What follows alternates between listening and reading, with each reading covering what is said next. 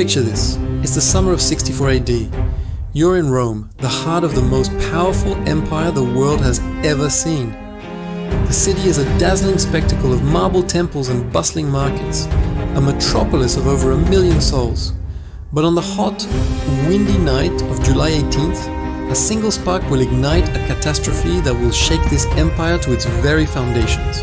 It all started small, in the little shops crowded around the Circus Maximus, Rome's great arena for chariot races. But fueled by the summer winds and the city's densely packed wooden buildings, the flames didn't stay small for long. They exploded, leaping from shop to shop, house to house, devouring everything in their path. For 6 days and 7 nights, Rome burned. Imagine the chaos. The ancient historian Tacitus described a scene of pure terror. People screaming, families separated in the smoke-filled streets, the sound of collapsing buildings echoing through the night. The sky, even during the day, was a dark shroud of smoke, and at night, the city glowed an apocalyptic red. Entire districts, places where generations had lived and worked, were reduced to nothing but smoldering ash. It was as if a monster had been let loose, and it was consuming the world's greatest city. But amidst this city-wide inferno, a question arose that has echoed through history. Where was the emperor? Where was Nero? The most famous and infamous story is the one we've all heard, that Nero stood on his palace balcony, playing his lyre and singing about the fall of Troy, as his own city burned below. A perfect picture of a detached, mad tyrant, right? But is it true? Honestly, we don't know for sure. It's a powerful image, but it might just be a rumor spread by his political enemies. Other historical accounts paint a very different picture, claiming Nero rushed back to Rome from his villa outside the city. They say he personally led the firefighting efforts, opened his private gardens to shelter the homeless, and used his own funds to bring in food for the displaced citizens. So which was he? A heartless musician or a responsible leader? The truth is likely somewhere in between, lost to the fog of history. As the fires finally died down, the scale of the destruction was staggering. 3 of Rome's 14 districts were completely wiped off the map. 7 more were severely damaged. Priceless Greek art, ancient temples, and countless homes were gone forever. The people of Rome were devastated, and they needed someone to blame.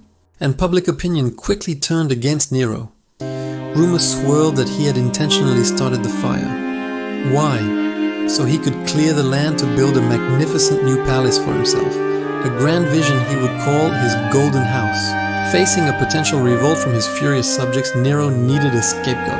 And he found one in a small, misunderstood religious sect that was just beginning to gain a foothold in the city. The Christians. They were seen as secretive and strange, and it was easy to paint them as enemies of Rome. Nero accused them of starting the fire, launching the first major, brutal persecution of Christians by the Roman state. It was a dark and cynical political move that would have tragic consequences for centuries. But here's the most incredible part of the story. Out of the ashes of this colossal tragedy, a new Rome began to rise. Nero seized the opportunity to implement his grand urban renewal project. The new city was designed to be safer and more magnificent than the old one. He mandated wider streets to act as fire breaks, insisted on the use of fire-resistant materials like stone and brick, and established a new water supply system. And yes, he did build his palace, the Domus Aurea, or Golden House. It was less a house and more of a sprawling, mind-bogglingly extravagant complex. It had a massive artificial lake, rotating dining rooms, and walls covered in gold and precious jewels. It was a monument to his own ego, built on the ruins of his people's homes, and it cemented his reputation for decadence. The Great Fire of Rome is so much more than just a story of destruction. It's a complex drama of tragedy, political intrigue, and incredible resilience. It shows how a moment of chaos can reshape a civilization, for better and for worse. It's a powerful reminder that even from the most devastating ruins, something new can be born. The fire that nearly destroyed Rome also, in a way, remade it. And that powerful duality of destruction and creation walking hand in hand is a story that still fascinates us 2,000 years later. Thanks so much for watching. If you found this journey back in time interesting, please hit that like button, subscribe for more stories from history, and let me know in the comments what historical event you'd like to see covered next. See you in the next video.